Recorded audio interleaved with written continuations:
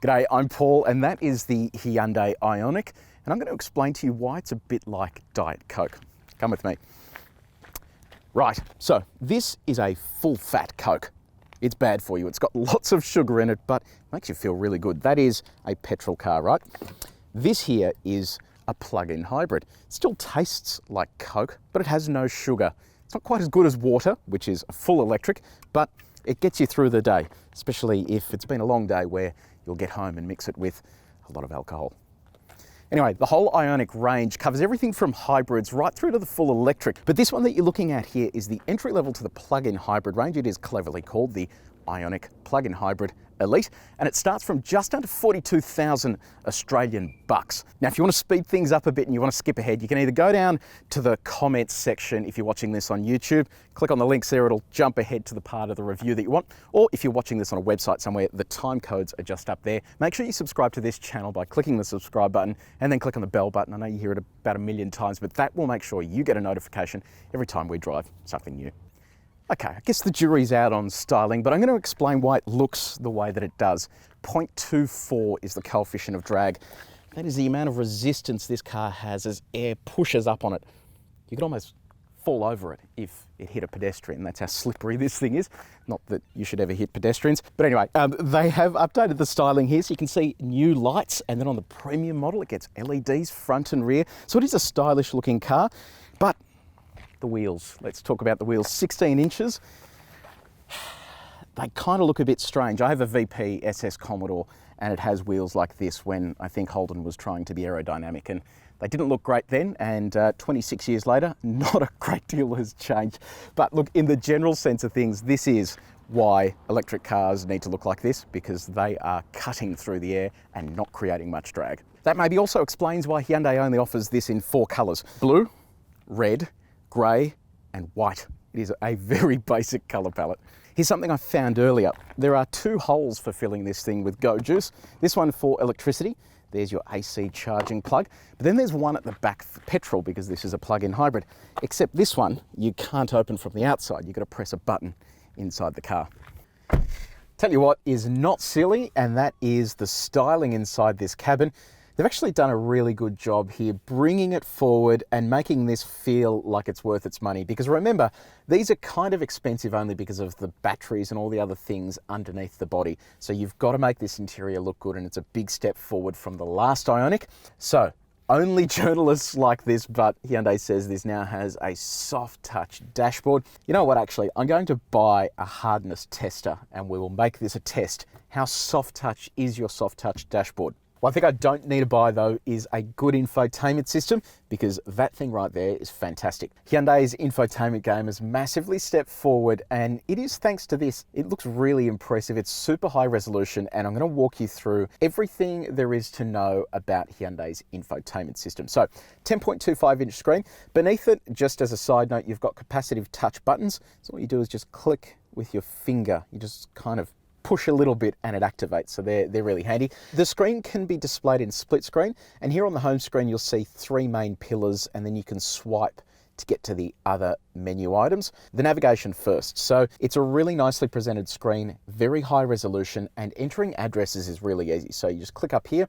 If you want to type in an address, you just start typing it in. You'll see suggestions showing up here, and then once you've found one, you just click on it and it will give you the different options. You hit start guidance and away it goes. Inbuilt traffic guidance there as well, so it will reroute if traffic does become bad. Now, the curious thing here as well is that you have the ability to look for points of interest such as chargers, because this is a plug-in hybrid, and of course you've got the electric model as well. This will navigate you to the nearest charger where you can plug the car in and get that full charge, which is really handy to know. And outside of that, the rest is all pretty straightforward. You get voice recognition as well, but it only applies to Apple CarPlay or Android Auto when you have your smartphone mirroring. And I'm going to go into a bit more detail on that in just a second as well. Back here on the home screen, you've also got access to the radio menu. DAB+ digital radio is inbuilt, so you get an absolute raft of stations there. more than you could ever know what to do with. And the music quality is fantastic thanks to the 8-speaker Infinity sound system. Back on the home screen, you also have, for the plug-in hybrid model and also for the electric, a whole stack of driving data. So here you've got your range. As you can see here, we're down to 0 because we have used all of that internal battery, and we're now basically just using that internal combustion engine to move the car with the electric motor as a boost when required. When you hit that, you'll be able to select options for chargers. So you can see there's a charger there, and it can also guide me to that charger should I want to go there.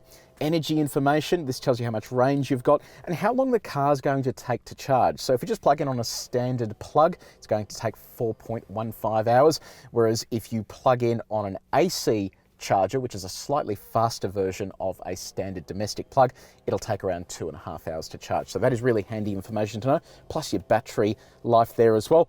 Charge management is another fascinating thing. Obviously not that big of a deal for something with such a small battery like this, but you are able to set off-peak charging. So if you do have cheaper energy rates after midnight, for example, simply pop that into here and the car will then charge off-peak. You can also limit the amount of charging current that is coming through the car. So if you've got extension cable or something you're not meant to be using, you can limit the amount of current that it's pulling out of that. Eco driving, this tells you what your history is like. Now the fascinating thing here, we'll get to this in the driving section, but this car is fairly bang on when it comes to its driving performance. In our previous driving loop, 85 kilometers with a full battery, the car averaged 1.9 litres per 100 k's. So it ran out of battery at around that 63k mark. And then from there onwards, it was using a mix of battery and also the internal combustion engine. 1.9 litres per 100 k's. That is pretty impressive stuff. And then energy flow. I think Toyota kind of mastered this with the Prius. You've got an idea of where your power and torque is coming from, where your regen's going. It is really clever in the way that it presents that information. Now, the other interesting thing in here as well is the manual. So a lot of car companies will build the manual into that infotainment system, but this one's a little bit different. It has a QR code. So just getting your phone out, you open the camera, scan it on the QR code. There it is there. And it says openhyundai.com in Safari. And then, Bob's your uncle, you have the web manual on your phone for your car. So it is a really clever setup, and it means they don't need to waste any space trying to integrate a manual into that screen there. The other great feature on Hyundais and Kias is the voice memo function. If you're out on the road and you come up with a great business idea, like a new YouTube channel for cars, you can simply record it into here, it will stay there, and then you can catch up with it later. And then you have the rest of your basic functions like phone. So obviously all Bluetooth pairing there, you can do everything that you can in most other cars except the voice recognition function, which is a little frustrating unless your phone is paired and mirrored. And then outside of that, you've also got specific functions and settings that I find fascinating. So for example, in the display settings, you have a blue light filter. So at night time, it will reduce the amount of strain on your eyes by limiting blue light emissions. Here's a fun fact for you. Did you know this is one of the first Hyundais with this big screen, but it is also one of the first Hyundais with widescreen Apple CarPlay and Android Auto. Most modern cars these days that do have these big screens, and Volvo jumps to mind here, you can't actually get a widescreen version of your smartphone mirroring. Well, Hyundai has solved that. Plug this in for your smartphone mirroring. It pairs up with the phone and then it displays your CarPlay option, which is just there. Look at that, you are getting a full screen experience. So it is really beautifully laid out, and this is something that you're not getting in much more expensive cars. And one more fun fact for you, Hyundai has killed the auxiliary plug. It's gone. It's kind of like the CD player. It's slowly becoming extinct from cars, and they've gone in favor of Bluetooth and USB streaming for audio. Enough about infotainment. So you would expect, given this is a base model, weird name, Elite for a base model, but anyway, it is the Elite and it means it's the entry level. Hyundai has still thrown a lot of features at it. So dual zone climate control, you've got USB connectivity, only one USB port though, so that controls your Apple CarPlay, Android Auto and charging of your phone, two 12-volt outlets, and then a whole bunch of blank buttons. I really don't like blank buttons. For rear parking sensors, a reverse view camera with rear cross traffic alert. That is a really important feature in this day and age with kids running around everywhere. This is what the key looks like. So keyless entry and start and proximity as well. So it's still basic looking key, but it does the job. You also get a feature called AutoLink. This is the less useful version of AutoLink. There's two versions, AutoLink and AutoLink Premium. AutoLink Premium uses a SIM card so you can access the car remotely, whereas AutoLink, which is what's fitted to this car, is a Bluetooth module. So you have to be within range of the car to use it, and it displays a lot of telemetry data that you can kind of get from the car anyway. It's that remote service that allows you to start the car and do a whole bunch of functions remotely that's handy. So bit of a miss there, but whatever. Safety functions, you've got 8 airbags plus autonomous emergency braking, which is the tech that stops the car if you don't, with pedestrian detection. And that works all the way up to high speed, which is around 180 kilometers an hour. What about day-to-day life? How are you going to interact with this interior? Let's look at storage first. There is stacks of it, so plenty of storage in the glove box there. Center console, plenty of storage as well. Cup holders galore. Diet Coke as well, and then storage for your phone as well. The upper spec models get wireless phone charging, so you don't get any of that here. But what about build quality? So Hyundais are generally pretty good, but I have noticed when we were doing our soft touch dashboard test that this is a bit nasty. So it's a dashboard cover and it's cut out at the back, so it's missing that rigidity. It's a little bit wonky. Same with this. Just kind of feels a little bit wonky and not nice, which is not really what you want for a car that is around that $45,000 mark. Seats, normally cloth seats. You think back to a time when you were younger and, you know, leather seats were the domain of the rich and famous, but cloth seats have improved. Have a look at this. That is really nice material. It looks super luxe, and it kind of looks like the type of couch you'd find in a premium home. Leg and headroom up the front here is good. My driving position feels really nice. Stacks here. What about that second row though? Let's check that out. I'm not the world's tallest guy, but it is tight back here. I reckon it's about as tight as your mate when it comes time to shout at the bar for their round of drinks. But anyway, it is pretty comfortable though. These seats are nice.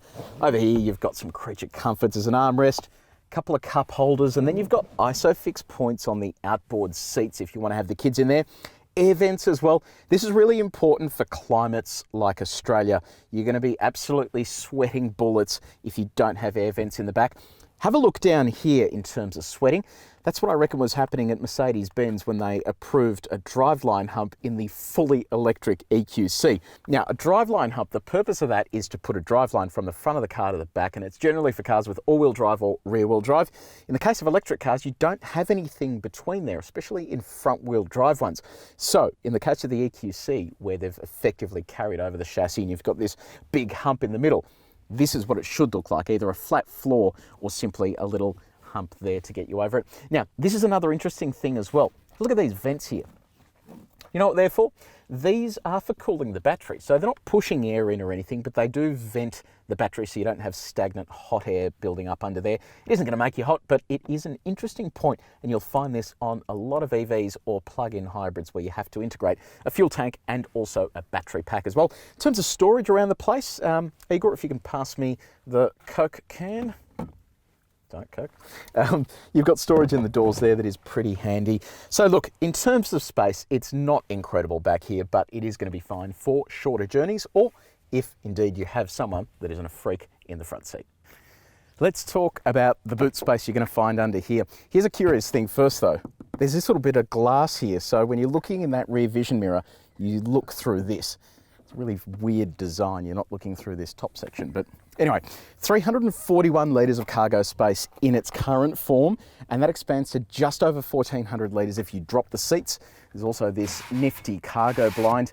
But what do those numbers really mean? I'm going to show you in just a second. Under the floor is where you keep your charging equipment. There is no spare tyre, it's just a tyre mobility kit. All right, let's go for the big bag. Put that one in there. That just sort of fits under there. Get this little bag, that'll slide in next to it. And then we've got this guy too. And there you go, Bob's your uncle. You have managed to fit a decent amount of luggage in your Ioniq. So we've hit the road in the Ioniq. Before I tell you anything about how it drives and all the stuff under the bonnet, I want to point you towards this, paddle shifts.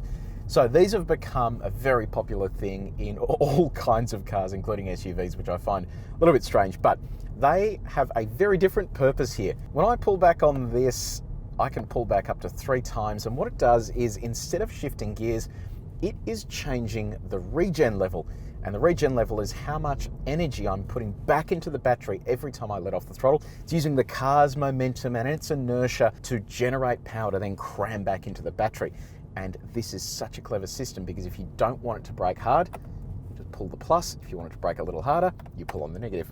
Genius. But unfortunately, that's where the genius ends, because it is a really, really clunky system. As you roll off the throttle in most electric cars, there's a bit of a gradual reduction in speed, and the deceleration is uniform. Here, when you roll off the throttle, there's nothing, everything, and then all of a sudden it starts slowing down. It gets to the point where it gets to around 10 kilometers an hour, and then it just stops slowing down. Again, in a lot of modern EVs, they're actually allowing the car to come to a full stop under complete regen, which means you never have to use the brake pedal. This just is one step too far back, and it really hasn't been engineered well enough to make this a smooth driving experience with regeneration. Let's talk about what is under the bonnet. There are two drivetrains here. There is a petrol engine, so that's a 1.6 litre naturally aspirated 4-cylinder petrol engine. It produces 77 kilowatts of power and 147 newton meters of torque. So it's a pretty modest engine in that sense, but it mates with an electric motor that produces 44.5 kilowatts of power and 170 newton meters of torque, and that produces a combined power output of 104 kilowatts of power. So that means that when you do need to get up and go, you have the assistance of the internal combustion engine and also the electric motor, or it can simply run on a full electric mode for about 63 kilometers. But the end result of that is when you do need to give it a little punch, give it a kick, everything comes to life and you get that surge. So you're not just stuck with a lackluster, small power output petrol engine. I wanted to explain a question that we get asked a lot, and that is combined power output. What the hell does it mean? Okay, so this is under the bonnet of the Ioniq, and it's pretty straightforward. Here you have the plug-in hybrid system, which is a petrol engine. This is an internal combustion engine, a 1.6 litre, and immediately next to it is an electric motor. These two combine at some point to give you maximum power and also maximum torque, but they also work independently of each other as well. How do you come up with a maximum power figure that isn't simply these two combined? Because this is 77 kilowatts of power, this is 44.5. One would assume that you simply add those together and you have your peak power. Well, you don't, and I'm going to quickly explain why as simply as I can. This is a power curve. Down here we have RPM, which is engine speed, and then here we have kilowatts of power, which is a metric of power production. This is kilowatts. You can also do horsepower, but it's all very much the same thing. With our internal combustion engine, it tends to produce most of its peak power at the top end of the rev band. So it climbs something like this and then drops off as it reaches its peak. Its peak is 77 kilowatts of power. Our electric motor, on the other hand, produces most of its peak power right at the bottom end of the rev band, and then it tapers off. So it looks more like this. And this is not to scale, by the way, so engineering Nazis, just chill out. And the way this works is we need to figure out what the peak is. The peak is going to be when these two are at their highest points. So it could be here, it could be here. Wherever the peak is, it's going to be what the biggest number is. So in this case, it's going to be around here somewhere, where you add this number and this number together, and that gives you the peak of 104 kilowatts of power. If the electric motor was to produce its peak somewhere around here, that number would be much higher, but it doesn't, which is why your peak occurs when we have the highest power output figure for both of these engines / motors. So hopefully that explains what the difference is there. Same thing here with torque. So this produces all of its torque down low. This produces torque a little later. So you're going to reach a peak not at the start of the rev band, but slightly later. If you have any questions, let me know. If we've mucked anything up, let me know, but keen to hear your feedback either way. So what's the point of adding all this extra weight? I mean, you've got batteries, you've got a whole extra system there to worry about. Well, it's fuel economy, because it means if you predominantly travel on electricity alone, and that's under 63 Ks a day, you're going to use zero fuel. But if you're doing a longer journey, this becomes a really efficient proposal, because the first 63 Ks are petrol free. And that means you get a combined fuel economy of just 1.1 litres per 100 kilometres. And that is roughly what we've achieved during our testing.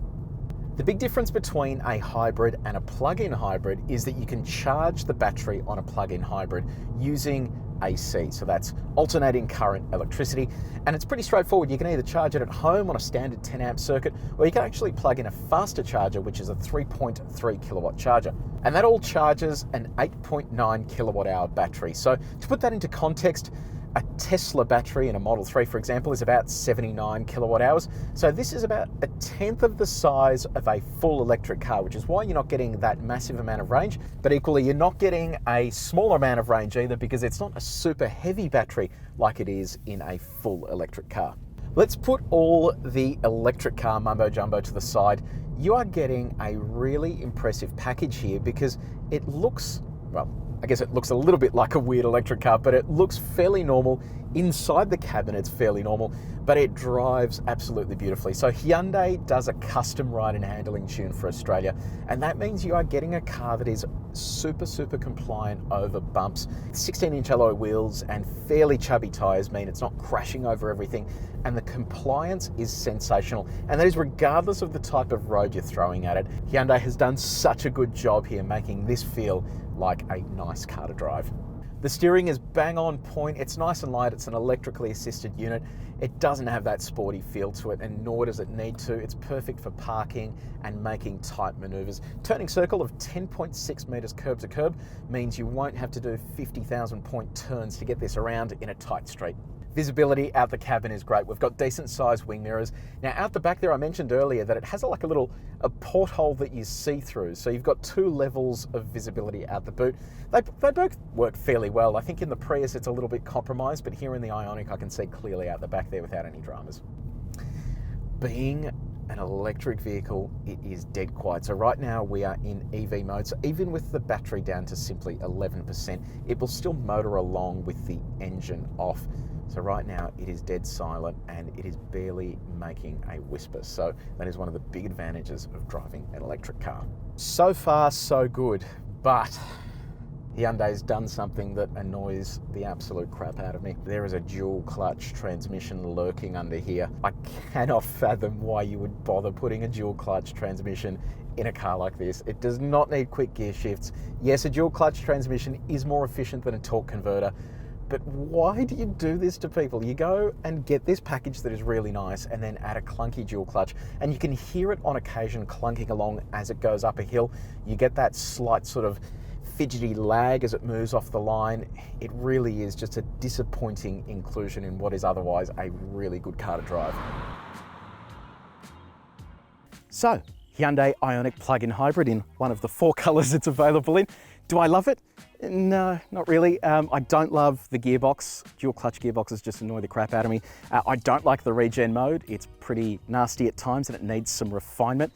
Hyundai, just buy a Tesla and copy what they do with regen. That will solve your problems immediately. But if you put that stuff aside, if you can take advantage of that 63 kilometer electric driving range and charge it each night, you could potentially have a car that you barely ever switch on. Just runs on electricity the whole time. So from that point of view, it's good, it's affordable and all that kind of stuff. Do you agree with our verdict? Did you buy one of these? What do you think of it? Let us know in the comments below. Make sure you don't forget to subscribe and like this video. I know you hear it on 1,000 videos, but it will help our channel grow and we would really appreciate all your feedback. Head to the website to look at this full review as well and let us know what you want us to review next and which color you'd like to see this in that isn't available at the moment. I think someone's about to get arrested. That guy's been there all morning and I think all night as well, and he's now getting questioned.